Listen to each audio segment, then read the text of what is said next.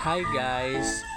Ngayon kung makikita nyo, yung kapatid ko ay may dumating na parcel. Yun pala laman is lip tint. So ilang klase siyang lip tint. Sabi nga kahapon broken heart daw siya. Pero ngayon dahil dumating na yung parcel niya, hindi na daw siya broken heart. Kaya kung makikita nyo, papalit-palit siya dyan ng lip tint. Ayan, hindi niya alam na kinukuhaan ko siya ng video. Kaya, sorry na yaya! Ayan. Pagmasdan nyo kung paano siya maglagay ng lip tint. Kasi tingin niya talaga sa sarili niya.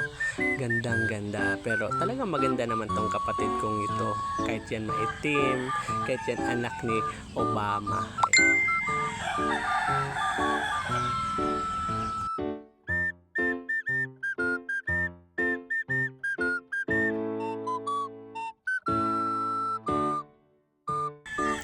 Ayan, sige pa. Oh, ayan. Ayan, gandang-ganda talaga.